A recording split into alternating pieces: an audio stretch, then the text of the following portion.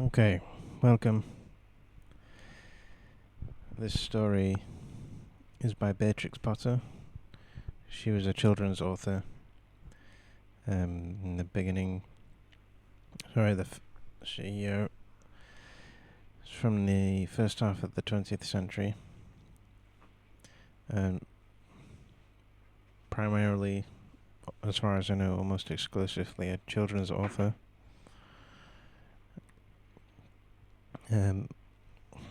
As you can see here, it says author of the Tale of Peter Rabbit. Probably one of her most famous stories. Another one would be, there's some quite famous other ones like the Tailor of Gloucester, which we're going to read through now, and Tale of Jeremy Fisher, The Tale of Jemima Puddleduck, The Tale of Pigling Bland, and there's a few others, and there's quite well known, but there's a lot more that are quite obscure. So anyway, today we'll read through The Tailor of Gloucester. So this quote at the beginning: albeit charges for a looking glass and entertain a score or two of tailors. Richard III. Shakespearean play. Just a neat little introduction to the story. The Tailor of Gloucester. In the time of swords and periwigs, and full-skirted coats with flowered lappets, when gentlemen wore ruffles and gold-laced waistcoats of paduasoy and taffeta, there lived a tailor in Gloucester. He sat in the window of a little shop in Westgate Street, cross-legged on a table from morning till dark. All day long, while the light lasted, he sewed and snippeted, piecing out his satin and pompadour and lute-string. Stuffs had strange names and were very expensive in the days of the Tailor of Gloucester. Okay, so in the first paragraph there's quite a lot of uncommon vocabulary. No need to put too much pressure on yourself to memorize it permanently, because it is kind of unusual, uncommon, but it's good to know the definition here for the purposes of this story. Periwig. Another word for that is peruke. Just a kind of wig. One you would mostly see today. A judge wearing that white-haired kind of wig. Full-skirted coats with flowered lappets. Those coats, those fancy kind of old-style coats people that will wear it for special occasions. Today they're just, people wear dresses or suits.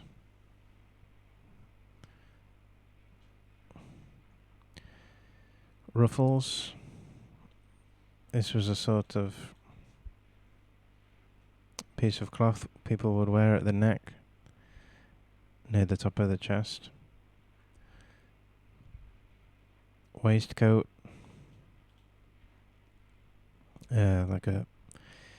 This is like a jacket but without any sleeves. So the most unusual words here are paduasoy, taffeta, satin, pompadour and lute-string. These are the materials he's going to use to make this coat.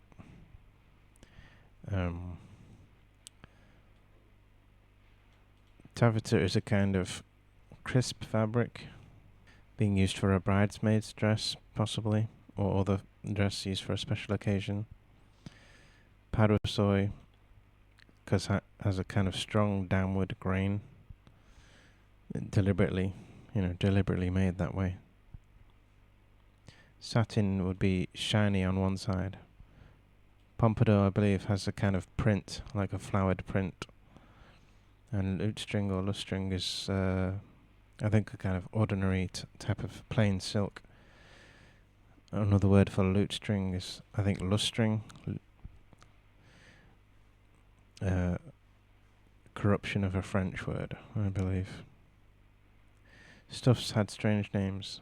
So stuffs, today we would say materials. So this story is over 100 years old, published in 1902 or 1903. So today, yeah, we would just say, materials, fabric. But here the author uses the word stuffs.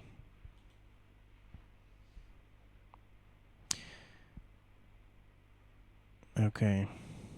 But although he sewed fine silk for his neighbours, he himself was very, very poor. A little old man in spectacles with a pinched face, old crooked fingers, and a suit of threadbare clothes.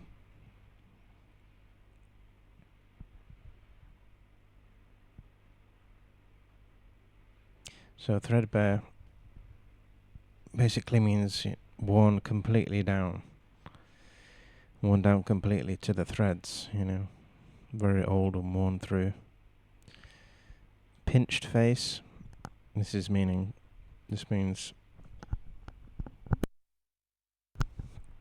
that he is kind of thin in the face, old looking and thin in the face. Spectacles is just another word for glasses. He cut his coats without waste, according to his embroidered cloth. They were very small ends and snippets that lay upon the table.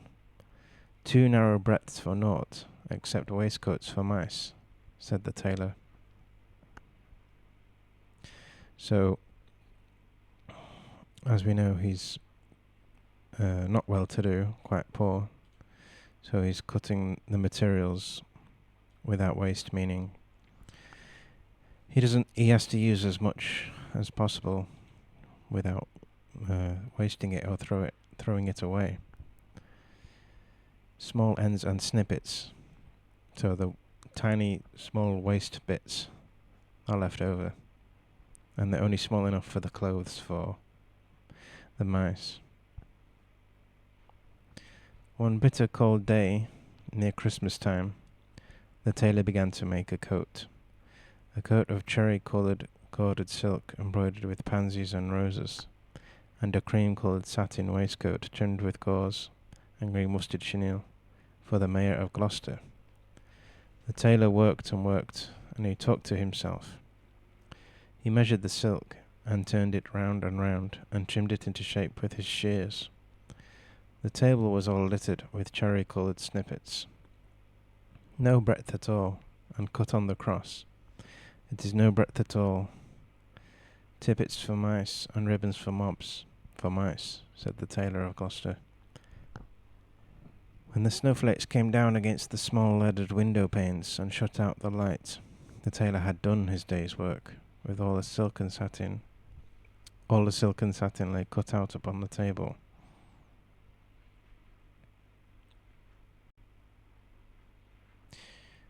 Pansies, roses, these are kinds of flowers. Embroidered with pansies and roses. So embroidered means sewn into, a kind of decorating technique for fabric where the image is sewn into the fabric with thread. Worsted chenille. So worsted is a kind of high quality wool, and chenille the style of thread, like a particular thread or fabric. Trimmed it into shape with his shears. Shears here will mean a kind of sharp type of scissors, usually all metal. No plastic handles, not like office scissors. And they will be sharp, very sharp. And cherry here is, of course, a colour, not the fruit. And like I mentioned before, this story is quite old, written a long time ago, and the author hyphenated snowflakes, but in more modern English it would not be hyphenated. Small quirks like that you kind of get used to when you read older books or materials. There were 12 pieces for the coat and 4 pieces for the waistcoat, and there were pocket flaps and cuffs and buttons all in order.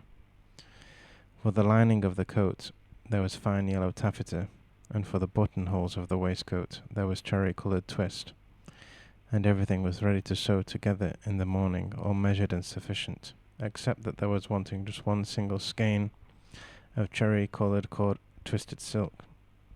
The tailor came out of his shop at dark, for he did not sleep there at nights. He fastened the window and locked the door, and took away the key. No one lived there at night but little brown mice, and they run in and out without any keys, for behind the wooden wainscots of all the old houses in Gloucester there are little mouse staircases and secret trapdoors, and the mice run from house to house through those long narrow passages. They can run all over the town without going into the streets.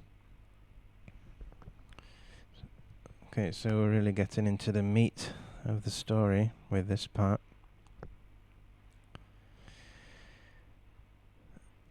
He finished cutting out. He's got his materials ready, yellow taffeta. Everything ready. There was wanting just one single skein. There was wanting. So that construction might be a little difficult for some learners, meaning he needs that. That is what is left. That's what's needed. There was wanting this extra bit of material, this silk, this twist. Skein. This is an uncommon vocabulary. So most commonly you would see a ball of yarn, ball of wool, just a simple ball or sphere shaped. So skein is like the shape of a skein is kind of a plait or lock, and has the same function of storing the wool or the yarn. It's just a different shape. The tailor came out of his shop at dark. Okay, he didn't sleep there. Oh, wainscots. This is a kind of style of wooden panelling. Not so common today in houses, but it looks quite nice. I think if it was seen in houses today, it would probably be made of some kind of fiberboard, not regular solid wood, but old houses, you would have it as some kind of solid wood like oak.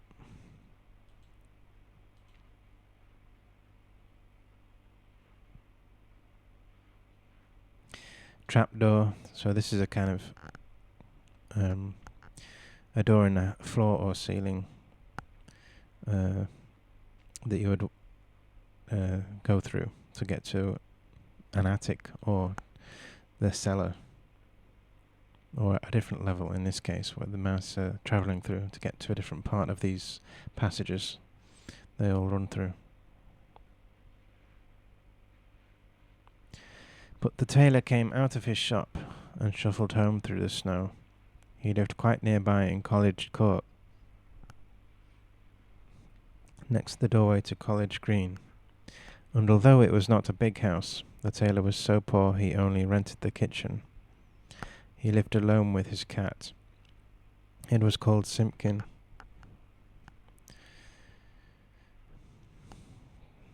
So this paragraph is relatively easy, I suppose. Next the doorway.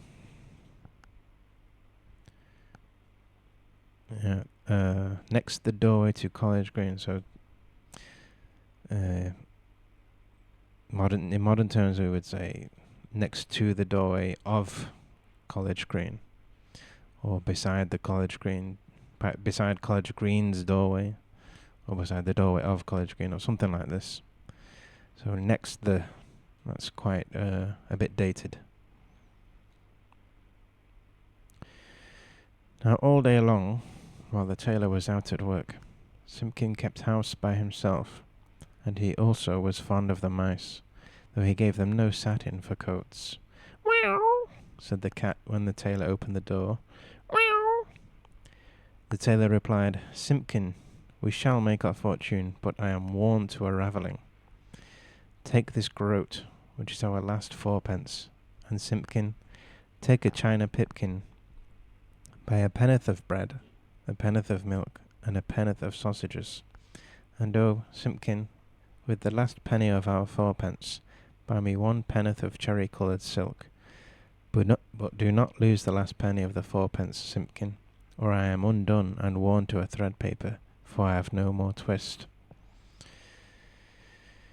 So, we know from this paragraph that the tailor is in a real predicament.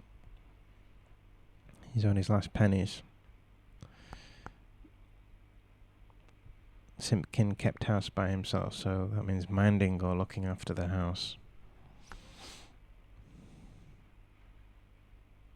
Worn to a ravelling. So the tailor is really struggling with money, is basically what that means. Kind of similar to the threadbare description before. Take this groat, which is, at this time, worth 4 pennies.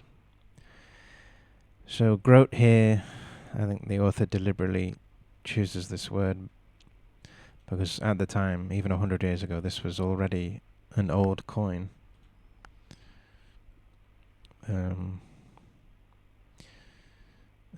So here it would mean, or here it will be worth 4 pennies. A penny's worth, yeah, penn'orth, penny's worth. 1, 2, 3, 4 with the last penny for the silk.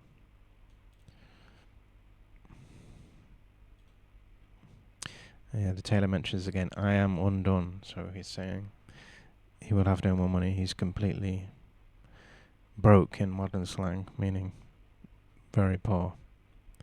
Worn to a ravelling, undone. Worn to a thread paper, yeah. Worn to a thread paper. And Simpkin again said, "Meow," and took the groat and the pipkin and went out into the dark. The tailor was very tired and beginning to be ill. He sat down by the hearth and talked to himself about that wonderful coat. "I shall make my fortune to be cut bias. The Mayor of Gloucester is to be married on Christmas Day in the morning, and he hath ordered a coat and an embroidered waistcoat to be lined with yellow taffeta, and the taffeta sufficeth. There is no more left over in snippets than will serve to make tippets for mice." Then the tailor started, for suddenly interrupting him, from the dresser at the other side of the kitchen came a number of little noises. Tip-tap, tip-tap, tip-tap, tip. Like some knocking, I don't know. "Now what can that be?" said the Tailor of Gloucester, jumping up from his chair. The dresser was covered with crockery and pipkins, willow pattern plates, and teacups and mugs. Pipkin, this is an old style of pot, like an old type of pot. I think it's mentioned here in this paragraph as well. China pipkin, yeah. I looked online and most of the pictures were of pipkins made from pottery. But a China pipkin will be one made from China, and China here is a type of porcelain, not the country. And a pipkin would be some kind of 3-legged type pot used to heat food. And it would have like a tube in it to stick a piece of wood in to carefully lower it into the fire or onto a stove or something to heat it. And I don't think I've ever seen one in real life. You know, this is a very old kind of thing.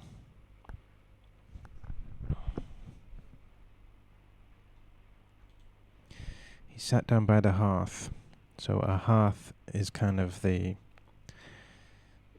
area that sticks out just in front of a coal fire, raised above the floor. Usually tiled or made of stone to catch any embers or sparks that fly out of the coal fire, so they don't catch fire to the wooden floor or carpet floor.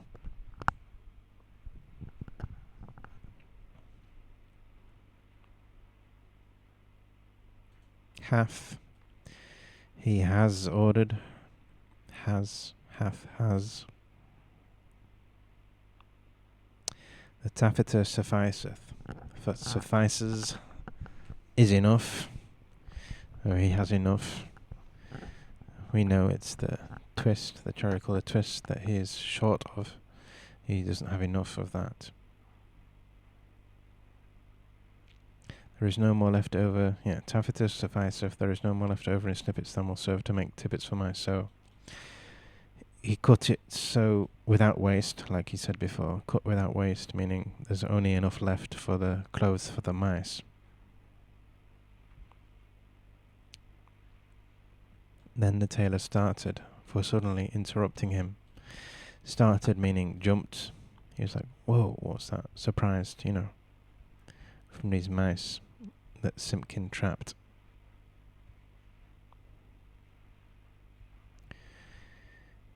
Willow pattern plates.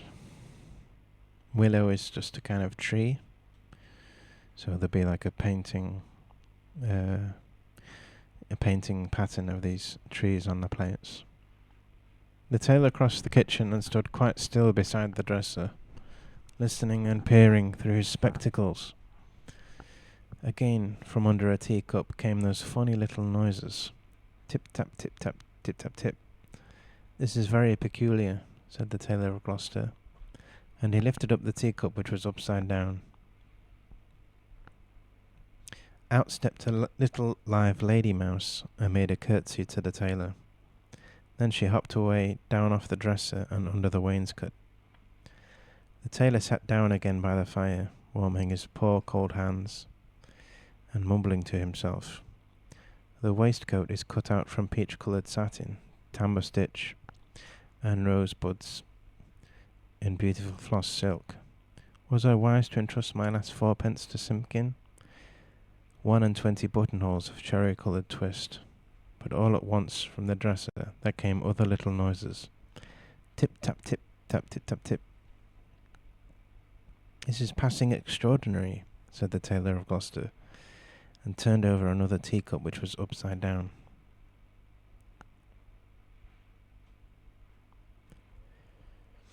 Dresser.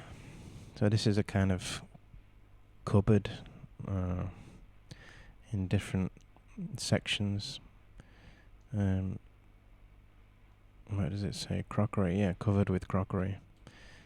So maybe cupboards on the bottom, and then on the top shelves. Or maybe some smaller cupboards with glass in the doors so you can see what's inside.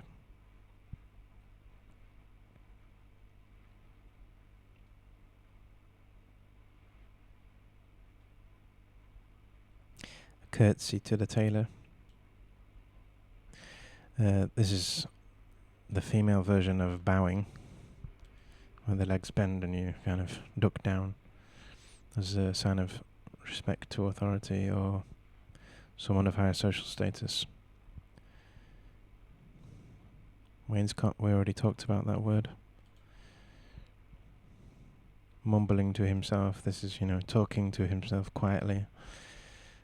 Mumbling usually implies being annoyed or grumpy about something.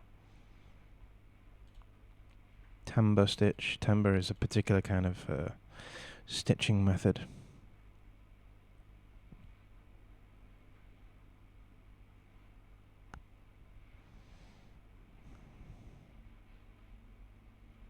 This is passing extraordinary. So unbelievable. This is amazing. He's surprised at these mice being there, trapped. Out stepped a little gentleman mouse and made a bow to the tailor, and then from all over the dresser came a chorus of little tappings, all sounding together and answering one another, like watch beetles in an old worm-eaten window shutter. And out from under teacups and from under bowls and basins stepped other and more little mice, who hopped away down off the dresser and under the wainscot. So the tailor has found these mice trapped by Simpkin the cat. Gentleman mouse. So the author's calling them gentleman and lady because we know they've been making themselves clothes from those cuttings, those snippets, the waste from the materials used to make the fancy coats. So they'll be dressed up, in these little clothes. Bow. So that's the analogue to curtsy, or equivalent, male equivalent. So curtsy for woman and bow for man.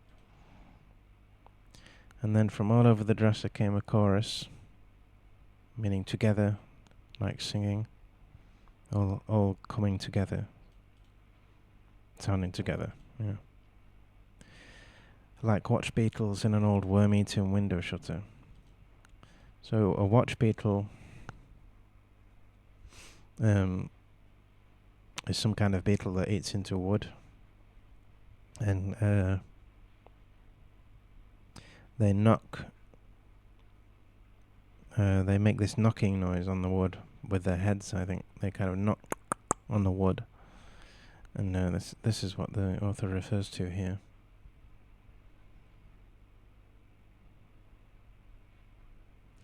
Basin. This would be kind of like a big bowl used for washing.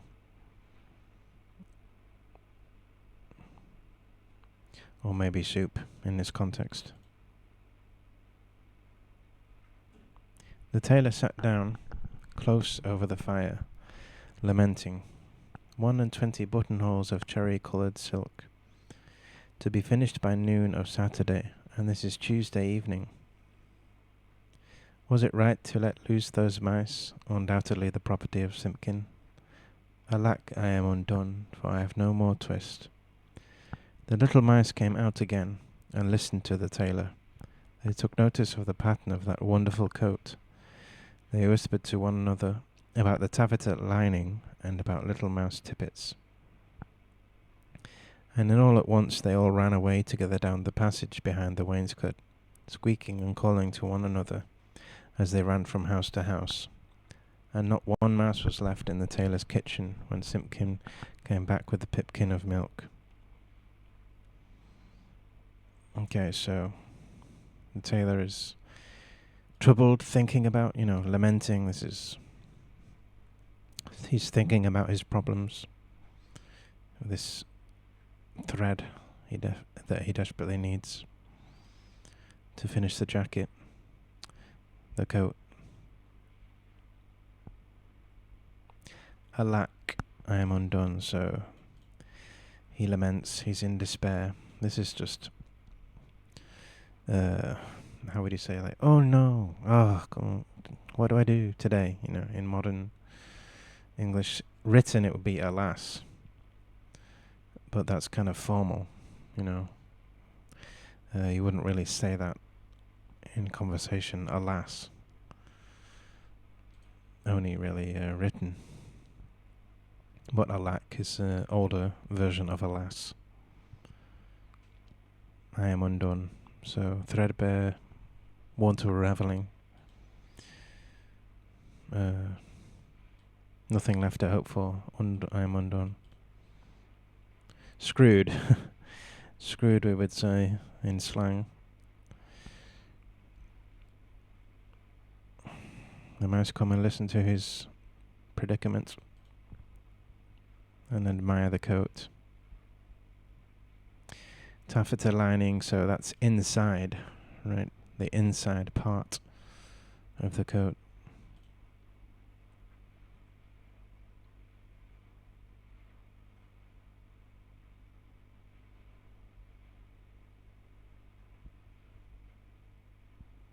Okay, and then they all disappear in the passages. Simpkin opened the door and bounced in with an angry "Wow," like a cat that is vexed, for he hated the snow, and there was snow in his ears, and snow in his collar at the back of his neck. He put down the loaf and the sausages upon the dresser, and sniffed. "Simpkin," said the tailor, "where is my twist?" But Simpkin set down the pipkin of milk upon the dresser, and looked suspiciously at the teacups. Yeah, pipkin of milk, so of course there would be no plastic bottles at this time, so you'd have to get it in a pipkin, which is kind of quite interesting. Set the pipkin of milk down upon the dresser and looked suspiciously at the teacups. He wanted his supper of fat little mouse. "Simpkin," said the tailor, "where is my twist?"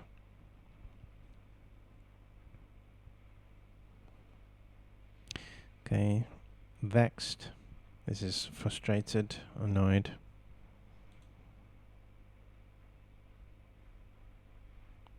But Simpkin hid a little parcel privately in the teapot, and spit and growled at the tailor. And if Simpkin had been able to talk, he would have asked, "Where is my mouse?" "Alack, I am undone," said the Tailor of Gloucester, and went sadly to bed. All that night long Simpkin hunted and searched through the kitchen, peeping into cupboards, and under the wainscot, and into the teapot where he had hidden that twist. But still he found never a mouse. Whenever the tailor muttered and talked in his sleep, Simpkin said "Meow, meow," and made strange horrid noises, as cats do at night. For the old tailor was very ill, with a fever, tossing and turning in his four-post bed, and still in his dreams he mumbled, "No more twist, no more twist." All that day he was ill, and the next day and the next, and what should become of the cherry-coloured coat? In the tailor's shop in Westgate Street, the embroidered silk and satin lay cut out upon the table. 21 buttonholes, and who should come to sew them when the window was barred and the door was fast locked?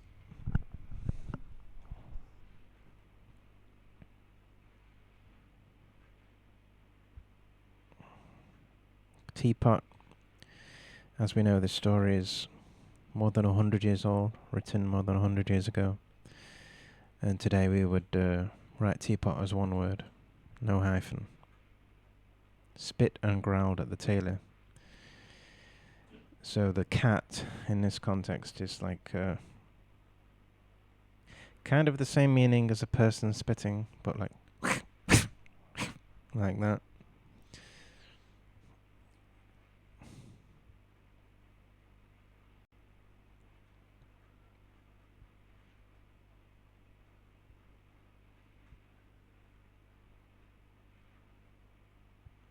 Yeah, today we would just say thread, I think. Not twist. Thread.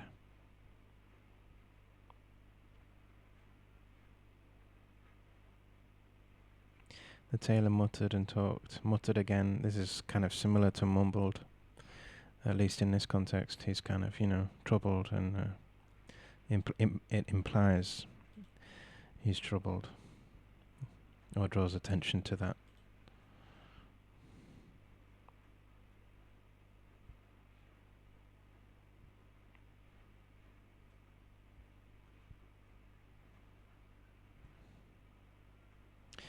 Tossing and turning in his four-post bed. So tossing and turning meaning, he can't sleep well. He's restless because of this coat he desperately needs to finish. Four-post bed. These are not super common. These are not particularly common today. they,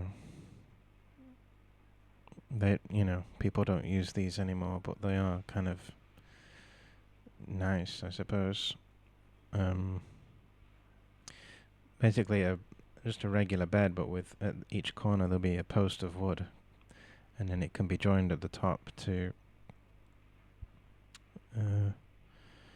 joined with wood at the top to hang a curtain or some kind of curtain or something for privacy and whatnot, or to keep out bugs.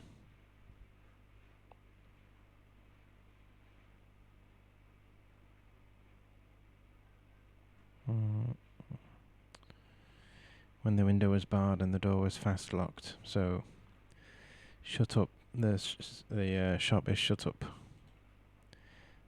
securely. Shut up securely. But that does not hinder the little brown mice. They run in and out without any keys through all the old houses in Gloucester. Out of doors, the market folks went trudging through the snow to buy their geese and turkeys and to bake their Christmas pies. But there would be no Christmas dinner for Simpkin and the poor old Tailor of Gloucester. The tailor lay ill for 3 days and nights, and then it was Christmas Eve, and very late at night. The moon climbed up over the roofs and chimneys. I looked down over the gateway into College Court. There were no lights in the windows, nor any sound in the houses. All the city of Gloucester was fast asleep under the snow, and still Simpkin wanted his mice, and he mewed as he stood beside the four-post bed.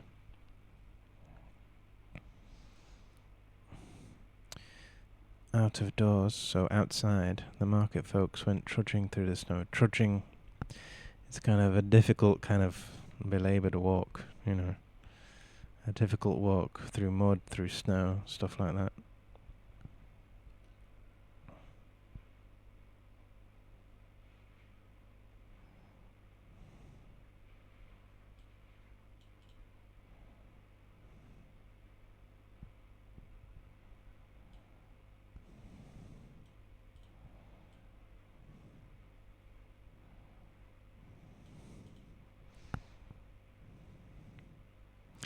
Yeah, here I believe in American English it would be roofs, like houses. So in British English we keep the z sound, or v, so roofs, houses. Just a little difference in pronunciation.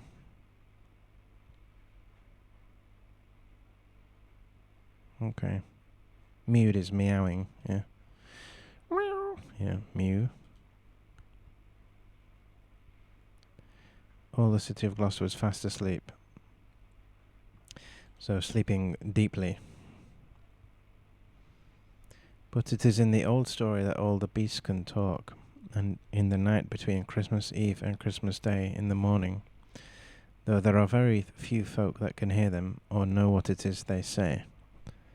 When the cathedral clock struck 12, there was an answer, like an echo of the chimes, and Simpkin heard it, and came out of the tailor's door, and wandered about in the snow. From all the roofs and gables and old wooden houses in Gloucester came 1,000 merry voices singing the old Christmas rhymes, all the old songs that ever I heard of, and some that I don't know, like Whittington's bells. So let's see, are there any difficult vocabulary here? Cathedral. This is a large church.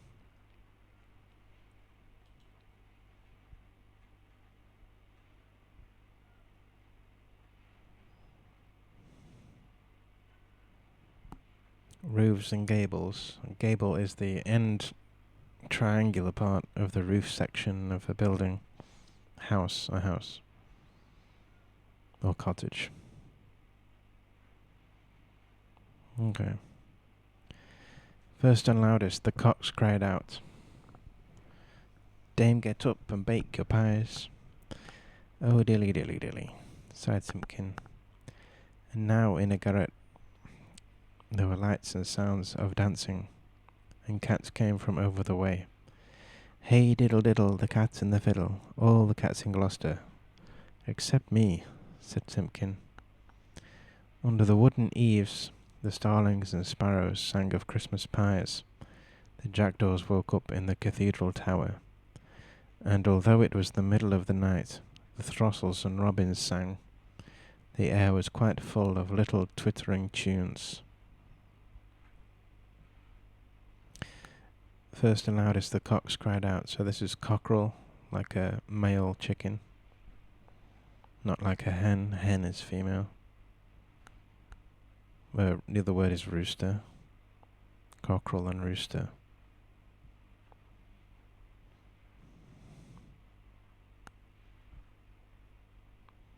Hey diddle diddle, the cat and the fiddle. This is part of a famous nursery rhyme in English.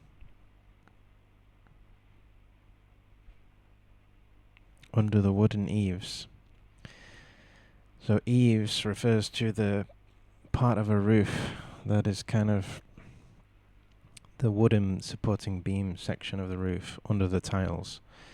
And I'm sure you've seen, almost definitely seen, some birds going in and out sometimes if they make a nest, if they've made a nest under the roof section.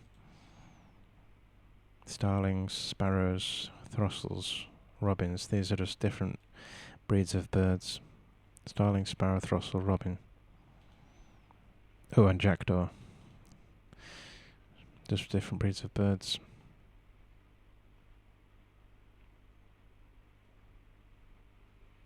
Little twittering tunes. Twittering is a kind of onomatopoeic word. Onomatopoeia, the word. Words that sound like plip plop, twittering. Little twittering, like tweet, tweet, tweet, like a bird, So the word the word itself explains the meaning, if that makes sense. But it was all rather provoking to poor hungry Simpkin. Particularly, he was vexed with some little shrill voices from behind a wooden lattice. I think that they were bats, because they always have very small voices, especially in a black frost, when they talk in their sleep, like the Tailor of Gloucester. They said something mysterious that sounded like, buzz quoth the blue fly, hum quoth the bee, buzz and hum they cry, and so do we. And Simpkin went away shaking his ears as if he had a bee in his bonnet. Okay. Shrill voices. This is kind of small or high-pitched type of voice, kind of like harsh. High-pitched and harsh on the ears. Shrill. Lattice is kind of a intersecting type pattern. Wooden lattice. This thing you would see used to grow flowers in gardens in the modern sense, and probably here as well, because it's probably quite an old type of thing. Still used today, I mean.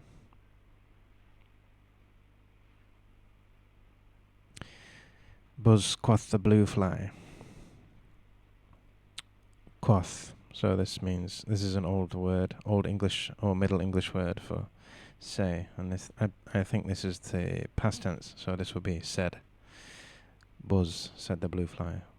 Hum, said the bee. And these are words denoting sound. Buzz, hum. Went away shaking his ears as if he had a bee in his bonnet. So this is an idiom, an expression meaning to be annoyed about something. You've got a bee you've got a bee in your bonnet. You are annoyed. You have some kind of problem, issue. From the tailor's shop in Westgate came a glow of light, and when Simpkin crept up to peep in at the window, it was full of candles. There was a snippeting of scissors and snappeting of thread, and little mouse voices sang loudly and gaily. 24 sailors went to catch a snail. The best man amongst them durst not touch her tail. She put out her horns like a little Kylo cow. Run, tailors, run, or shall have you all eaten now.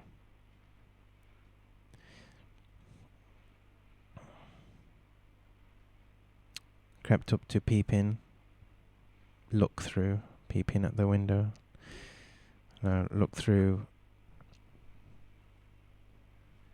anyway where you kind of don't want to be seen. Peep.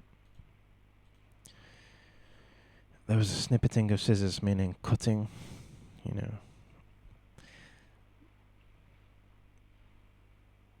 snappeting of thread. So snippeting and snappeting, these words give a kind of they give the notion of a lot of action, snippeting, snappeting, they're all busy, cutting up the material, preparing to make the coat.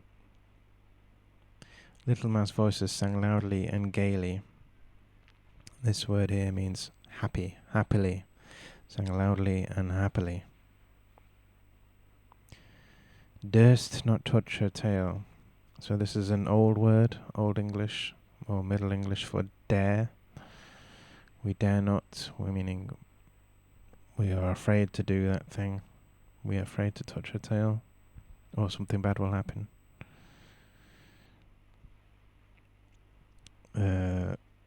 Eaten. Sometimes various writers use this technique of to show speech, to show the accent, somebody's accent, or how they sound when they talk. They omit certain letters to show the particular way of speech. So getting rid of A and T for eaten. This is the way of denoting that. But of course the meaning is the same, just the sound is different. Then without a pause, the little mouse voices went on again. Sieve my lady's oatmeal, grind my lady's flour, put it in a chestnut, let it stand an hour.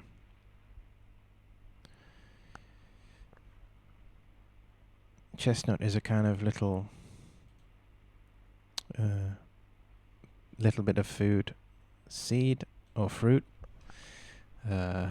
Technically, I don't know which one it is, a seed or a fruit. I'm sure many of you have heard of that. Sieve my lady's oatmeal. Sieve, this is both the verb and noun. It's a kind of mesh type device to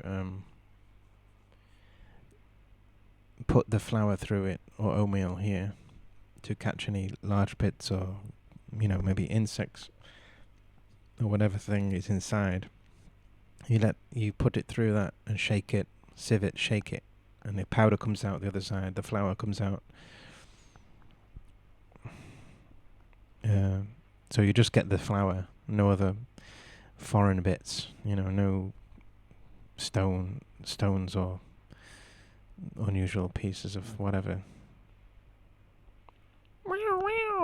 Interrupted Simpkin, and he scratched at the door, but the key was under the tailor's pillow. He could not get in. The little mice only laughed and tried another tune. 3 little mice sat down to spin. Pussy passed by and she peeped in. What are you at, my fine little men? Making coats for gentlemen. Shall I come in and cut off your threads? Oh no, Miss Pussy, you'd bite off our heads. So this is a nice little poem or song. Sat down to spin, so this means, I'm quite sure here this means spinning thread or spinning wool or something on a spinning wheel, ready for making clothes. cried Simpkin. Hey, diddle dinkety, answered the little mice. Hey, diddle dinkety, poppety pet, the merchants of London, they wear scarlet, silk in the collar and gold in the hem, so merrily march the merchantmen. So these words, the author, dinkety poppety, these are just made up words for the purpose of the song, you know. And that's a regular thing in fiction, you know, to make up or fabricate words or modify words to enhance the drama, enhance the effect of the writing, to, you know, bring the situation to life. So these are just, you know, fabricated words. Obviously pop is a word, you know, pop is a word, but poppety, you know, this is just the kind of like twittering, even though twittering is a twittering tunes. Twittering is an actual word, of course, but it's a similar thing, you know, similar kind of effect here, dinkety poppety.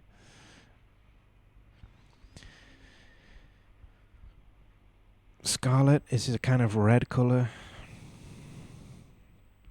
You know, some colours, some different shades of colours, they have, of course, they have specific names. Like, I'm thinking, what's the one for yellow? I mean, there are many kinds of yellow. But what's the one I'm thinking of? Canary.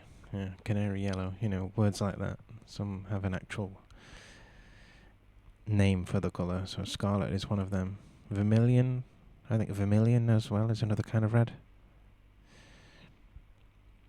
They clicked their thimbles to mark the time, but none of the songs pleased Simpkin.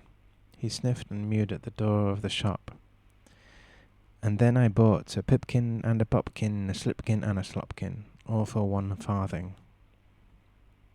And upon the kitchen dresser, added the rude little mice. Farthing is an old British coin, and we don't use them anymore. The system was changed at the beginning, I think at the beginning of the 1970s. So this is just an old kind of coin.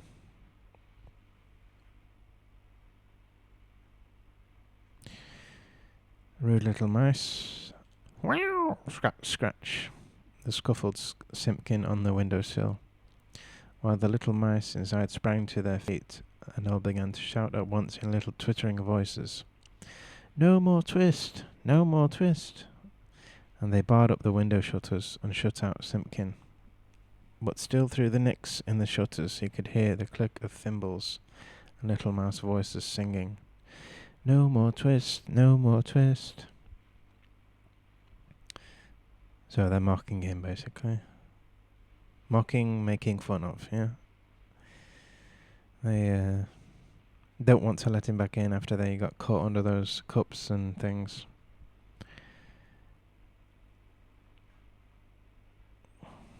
Barred up, closed.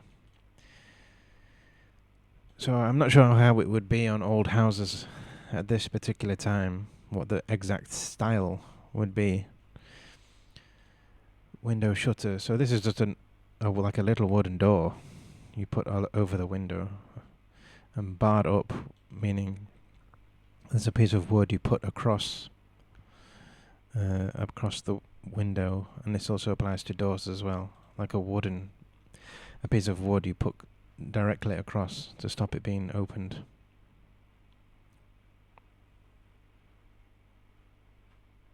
Nicks in the shutters. So this is like a little hole, a crack or a little hole that he can peep through.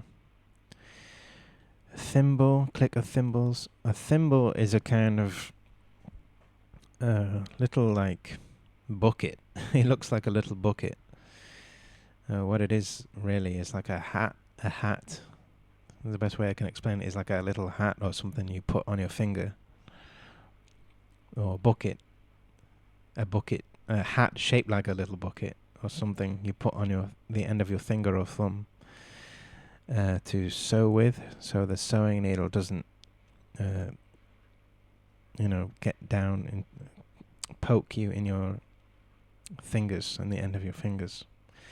And thimbles, they can be made of porcelain like china or something, and also sometimes metal as well. And I guess if they were really cheap, you could also get plastic ones probably. Simpkin came away from the shop and went home, considering in his mind. He found the poor old tailor without fever, sleeping peacefully. Okay, that's good. So we know the tailor has recovered from his illness. Fever means temperature, and unusually high temperature. Considering in his mind. So he's mulling something over, thinking about his problems. And Simpkin went on tiptoe and took a little parcel of silk out of the teapot and looked at it in the moonlight. And he felt quite ashamed of his badness compared with those good little mice. When the tailor awoke in the morning, the first thing which he saw upon the patchwork quilt was a skein of cherry-coloured twisted silk, and beside his bed stood the repentant Simpkin.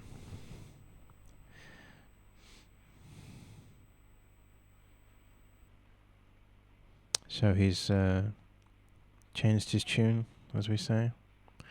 Simpkin. He's kind of letting his grudge go about the tailor setting those mice free. And now he's giving the silk thread, to the tailor. Beside his bed stood the repentant Simpkin. So repentant meaning the cat, Simpkin the cat, wants to be forgiven for hiding that thread, the twisted silk thread from the tailor. "Alack, I am worn to a ravelling," said the Tailor of Gloucester, "but I have my twist." The sun was shining on the snow when the tailor got up and dressed, and came out into the street, with Simpkin running before him. The starlings whistled on the chimney stacks, and the throstles and robins sang, but they sang their own little noises, not the words they had sung in the night. "Alack," said the tailor, "I have my twist, but no more strength, nor time, than will serve to make one single buttonhole. Well, this is Christmas Day in the morning. The Mayor of Gloucester shall be married by noon, and where is his cherry-coloured coat?" He unlocked the door of the little shop in Westgate Street, and Simpkin ran in, like a cat that expects something. But there was no one there. Not even one little brown mouse.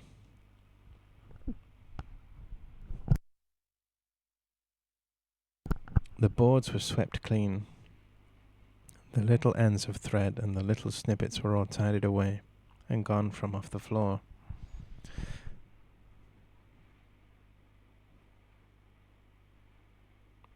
But upon the table, oh joy! The tailor gave a shout. There, where he had left plain cuttings of silk, plain cuttings meaning the ones he had prepared, ready, not plain meaning not having anything done to them except that he cut them out into the correct size, ready to make the coat, plain in that sense. There lay the most beautifulest coat and embroidered satin waistcoat that ever were worn by a mayor of Gloucester. So beautifulest, of course, is improper, but the author deliberately uses it here. Beautifulest. Yeah, she deliberately uses it for dramatic effect.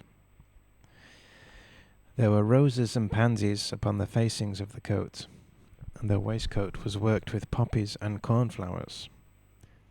Everything was finished except just one single cherry-coloured buttonhole, and where that buttonhole was wanting, there was pinned a scrap of paper with these words in little teeny weeny writing. One moment, sorry.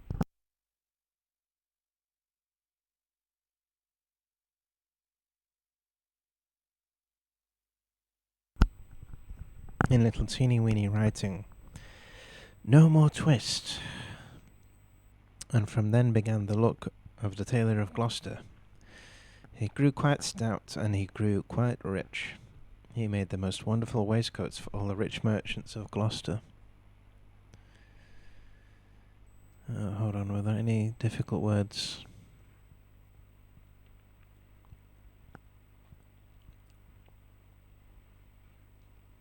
Yeah, I think it's okay. Teeny weeny, very, very small, tiny. He made the most wonderful waistcoats for all the rich merchants of Gloucester, and for all the fine gentlemen of the country round. Never were seen such ruffles, or such embroidered cuffs and lappets.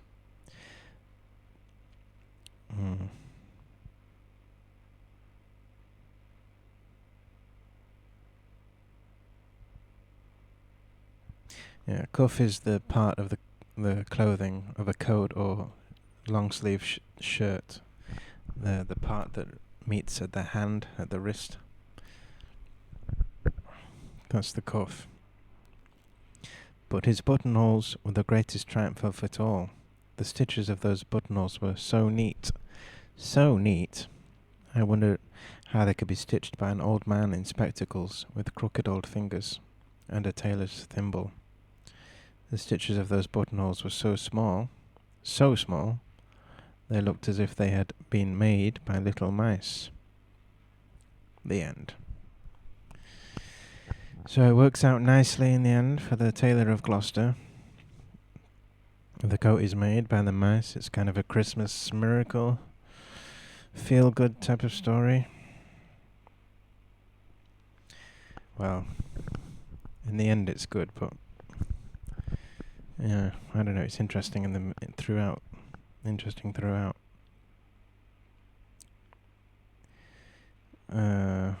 Just rereading the last paragraph.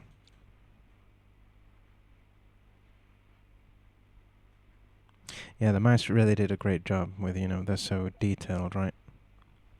Never seen such embroidered cuffs, embroidered this is this method of sewing in the picture or pattern into the fabric, and the mice do a great job. Stitches of the buttonholes were so small and so neat. So obviously the detail is fantastic, and as the tailor becomes well known. Okay, so thank you for listening today. This is Bookstop English. This is English listening, reading, English listening and reading practice. In this video, or this style of video, I go through the story and explain bit by bit, paragraph by paragraph, any vocabulary that's specifically unusual or uncommon.